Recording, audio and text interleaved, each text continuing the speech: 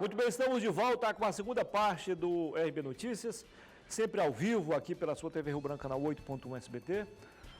Agora são 11 horas e 31 minutos. Já também está aqui na sala de visita, na sala de espera, a presidente do Sinteac, professora Rosana Nascimento, a entrevistada no próximo bloco. Ela vai ser então a última entrevistada. 11 e 31, antes de começar a entrevista com o deputado Roberto Duarte Júnior, eu vou pedir a sua atenção para o recado da Energisa. A Energisa continua fazendo tudo para facilitar a sua vida, para ainda oferecer conforto, qualidade e pontualidade. Veja o VT e descubra por quê. Hoje em dia a gente faz praticamente tudo pelo celular. Por exemplo, você pode pedir seu almoço, descobrir o melhor trajeto até o trabalho, acompanhar as notícias e ter uma agência da Energisa aí na palma da sua mão. Precisou da segunda via da conta de energia? É só entrar no aplicativo Energisa On que você pega na hora. E falando com a Gisa, a atendente virtual da Energisa, pelo WhatsApp, você consegue fazer religação, mudança de titularidade, negociar débitos e outros serviços da Energisa. Já salva esse número que aparece aí na sua tela. Nada melhor do que facilidade para resolver as coisas, não é? Então baixa aí agora o aplicativo Energisa On, que é de graça. Quando precisar, manda um zap para a Gisa. E para ficar mais fácil ainda, aponta a câmera do seu celular para esse QR Code e você vai poder escolher por onde quer resolver tudo, sem sair aí do conforto da sua casa. Ah, se precisar, se preferir, acessa ao site energisa.com.br. Com a Energisa é assim, você resolve tudo 24 horas sem sair de casa. Muito bem, então o recado da Energisa para você, 11h33, com apoio da Energisa, do Arasuper, do Aramix e também da Clínica e do Laboratório Dr. Lúcio Brasil. Tenho o prazer de conversar agora com o deputado Roberto Duarte Júnior, líder do MDB na Assembleia Legislativa. Seja bem-vindo, deputado, muito bom dia, prazer recebê-lo. Bom dia, mais uma vez eu quero lhe agradecer a oportunidade de estarmos aqui, agradecer a direção da emissora, é um prazer, é uma honra para nós estarmos aqui e sempre comunicando com toda a população do nosso estado do Acre. É de suma importância nós levarmos à população aquilo que nós estamos fazendo no nosso mandato e o que está acontecendo hoje na política local do estado do Acre. Legal, eu vou fazer o que o entrevistador não deve fazer, pequeno comentário antes da entrevista, mas é bom para a gente contextualizar melhor. O MDB, até por ser um partido grande, é mais do que natural, nós temos aqui vários MDBs, o MDB de Rio Branco, o MDB do Juruá, o MDB que é comandado pela família Sá, do Alto Acre, que ainda tem como referência o Aldemir Lopes, batem pra caramba nele, mas ele continua sendo uma liderança incontestável lá. O MDB de Rio Branco, comandado pelo senhor, o próprio presidente Flaviano Melo, Márcio Bittar e tudo mais. Na Assembleia Legislativa, cada um tem o seu segmento também. O MDB do Juruá, representado pela deputada Antônia Salles. Nós temos o MDB de Sena Madureira, pela deputada Meire Serafim. E o MDB de Rio Branco. Só que agora é verdade que os três estão unidos, de mãos dadas, apoiando a CPI da educação, é isso? É verdade, Muniz. Nós tivemos várias reuniões, eu inclusive, a semana retrasada, eu estive lá em Sena Madureira com a deputada Meire Serafim, com o nosso prefeito Mazinho Serafim, depois estive lá no Juruá, em reunião com a nossa deputada Antônia Salles, com a deputada federal Jéssica Salles e com o nosso líder do Juruá, o Wagner Salles, que foi um bom bate-papo com todos e resolvemos caminhar juntos os 3 mandatos na Assembleia Legislativa do Estado do Acre. E a nossa primeira ação, como deputados independentes na Assembleia Legislativa do Estado do Acre, foi de assinar uma proposição, que é a CPI da educação, que foi uma reivindicação não somente da população, mas como do próprio Sinteac, que está aqui hoje representado pela Rosana. Entendeu? Então, Rosana, desculpa. Então, isso aí são requerimentos que nós temos que ouvir a população. E outra coisa, toda proposição que chega na Assembleia Legislativa do Estado do Acre, que é de prerrogativa dos deputados estaduais, terá o meu total e integral apoio. Toda proposição. Por quê? Quais são as 2 principais funções de um parlamentar? Fiscalizar e legislar. Entre elas está aí a proposição de uma CPI, que é uma comissão parlamentar de inquérito para se investigar supostas irregularidades e suposta corrupção dentro da Secretaria de Educação do Estado do Acre. Nós temos aí em curso já um inquérito policial que virou já uma ação judicial.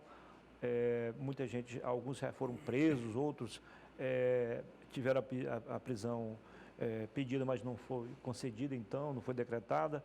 Nós tivemos pelo menos 3 operações policiais e agora está em curso uma operação Pente Fina, a pedido do próprio governador Gladson Cameli. A Corregedoria Geral está por lá, fazendo a Controladoria Geral do Estado. Isso, né? a Controladoria. Muniz, me dê só um parênteses, Sim. por gentileza. Olha só, não existe somente 2 ou 3 casos dentro de irregularidades dentro Tá, dessa não, esses investigação. que são a gente que foram mais, tiveram Mais notoriedade. Isso, Perfeito. é verdade. Agora agora podemos 4, porque tem a questão dos livros. 4, então. Desses 4, qual o que lhe chama mais atenção? O Muniz, é muito difícil a gente conseguir distinguir um do outro, porque todos eles são com suspeitas de irregularidades, suspeitas de corrupção e com indícios fortes.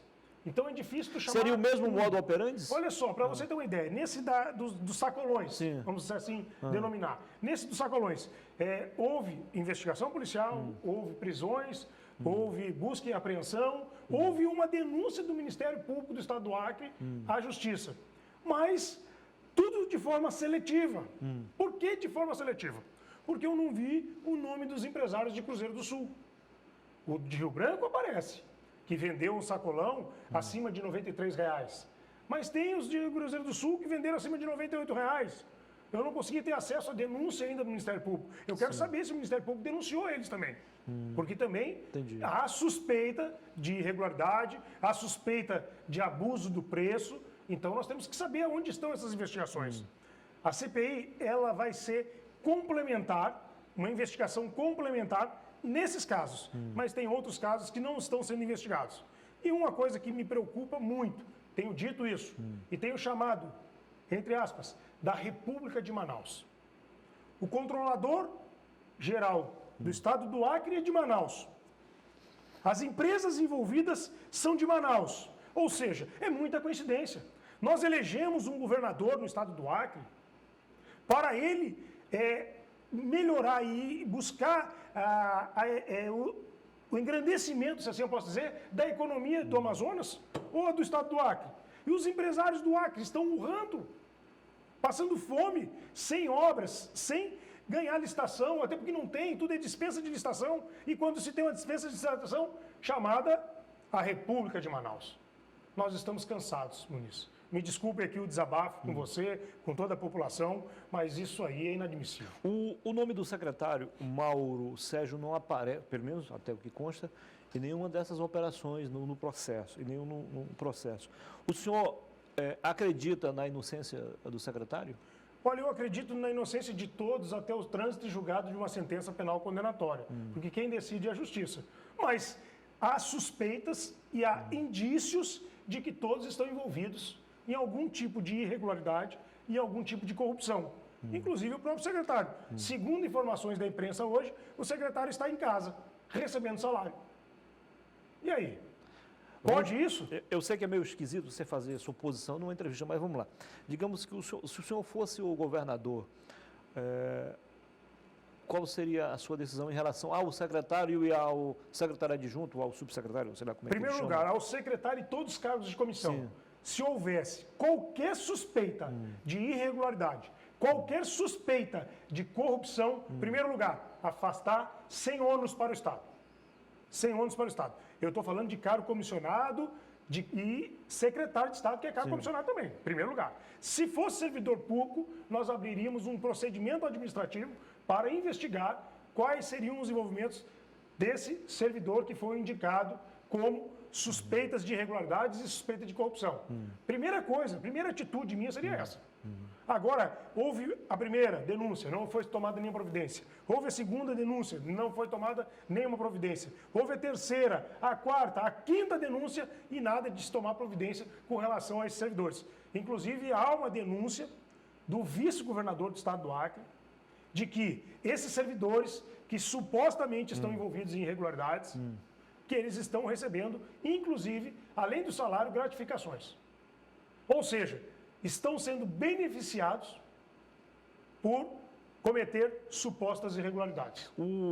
Olha só as condições dos professores. A professora Rosana está aqui hoje, representante do Sinteac, de todos os professores. Olha a situação que os professores se encontram hoje no Estado do Acre. eu imagino, Zano, como é que vocês estão. Porque salários defasados, sem condições de trabalho e vendo tanta suspeita de irregularidade e de corrupção, logo, justamente na secretaria que envolve todos os professores, todos os educadores, todos os profissionais que se envolvem na educação. Da cozinheira, a faxineira, a servente, os professores, enfim, todos aqueles que estão envolvidos na educação, buscando melhor educação para o Estado do Acre, vê esse tanto de supostas irregularidades, de suposta corrupção dentro de uma secretaria e não vemos as coisas andar. Isso nos deixa muito triste. Os deputados de oposição e também os do grupo independente, no qual o senhor se enquadra, já se reuniram hoje sobre esse caso ou não?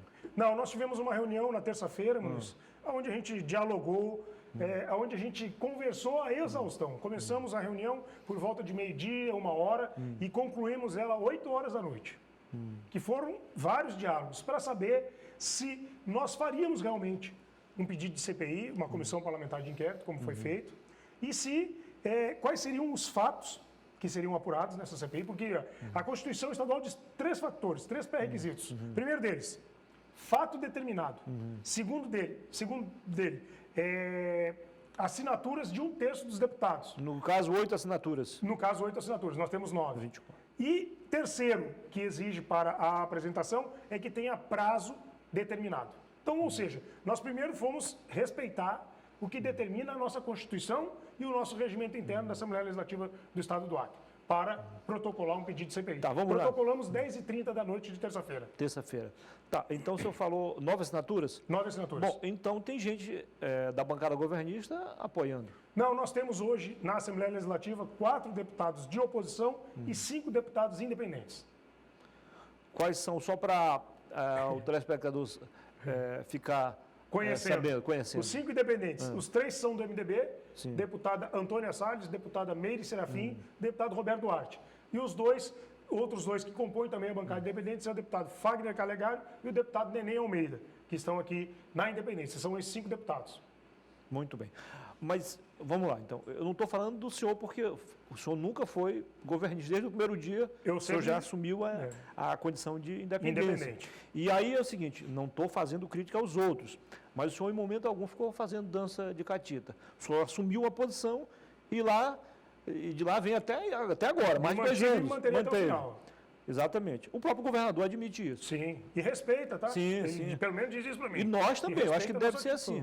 Agora, os outros 2 deputados, eles estão lá e cá ao mesmo tempo. E o MDB, até prova o contrário, estaria voltando à base. Já houve reuniões, já houve conversações nesse sentido. Inclusive, tem indicações no governo. Repito, nada a ver com o senhor. E aí, como é que fica?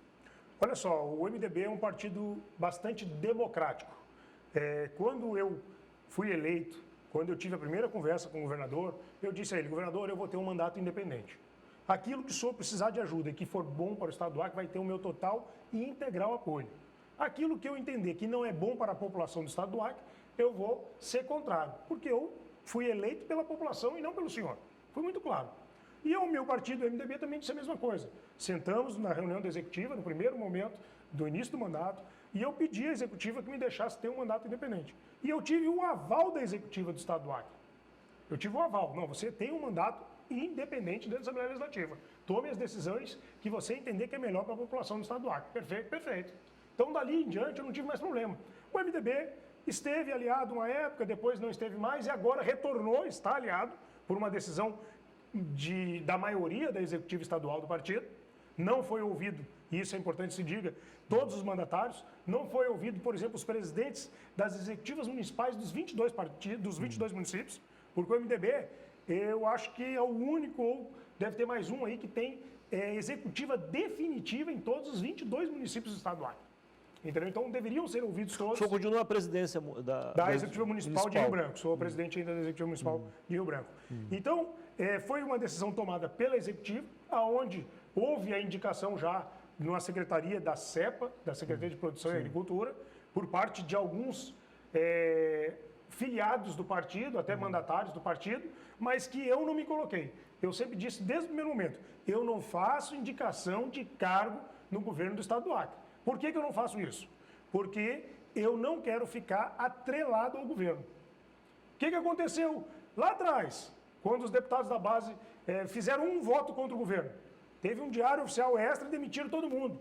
Eu não vou me submeter a um vexame desse. Isso é vexame para um parlamentar. E eu não me submeto a isso. Então, eu sempre disse ao governador, com o maior respeito a ele, com o maior respeito a todos os outros parlamentares, que eu tenho meu posicionamento. Eu sofro por isso? Sofro por isso. Porque muitas pessoas que nos ajudaram tinham uma expectativa de ter um cargo no governo. Infelizmente, não foi por mim que elas conseguiram isso, ou outras nem contempladas foram. Mas eu disse a eles que eu preciso defender os interesses da população. Sempre, em primeiro lugar, defender os interesses da população. Agora, só para concluir, nosso tempo está esgotado já. Mas é importante, sei que acho que ninguém fez essa pergunta ainda. O senhor ajudou a construir o governo, o senhor pediu voto, o senhor apoiou, o senhor votou, se esforçou. Em alguns momentos, o senhor pediu mais voto para os senadores e para o governador do que para o senhor mesmo. Perfeito. E o que lhe fez assumir essa posição de total independência? Olha só, Muniz, eu sempre expliquei à população o seguinte, que quem elege um parlamentar, quem elege um governador, quem elege um senador, é a população. Então, nós devemos respeito, em primeiro lugar, e trabalho à população. Então, eu sempre me coloquei nessa função. Por quê? Porque antes de ser candidato, antes de ser vereador, deputado, eu era e sou ainda eleitor. Então, o que eu espero dos políticos que eu voto é que defendam os meus interesses, os interesses da população do estado do Acre. Entendeu? Então, por isso que eu tomei essa posição de independência. Eu sempre vou escolher um candidato ao governo, eu sempre vou ter lado. Vou escolher candidato a senador, candidato a deputado federal, deputado estadual, qualquer candidatura que tenha, eu sempre vou ter minha candidatura. Mas buscando o melhor para a população. Eu vou ser muito sincero, eu votei no Gladson, eu pedi voto para o Gladson nos 22 municípios do estado do Acre. Mas eu, hoje, me sinto muito decepcionado. O senhor não apoiaria a reeleição dele? Eu não tenho a mínima condição de apoiar a reeleição dele. Principalmente por quê? Porque, como eu estou lhe dizendo, hoje existe a República de Manaus instalada no estado do Acre. Para onde vai o dinheiro do estado do Acre? O dinheiro que você, que todos que estão nos assistindo gastam com impostos, vão parar lá no Amazonas. E eu não aceito isso. Eu não comungo com isso.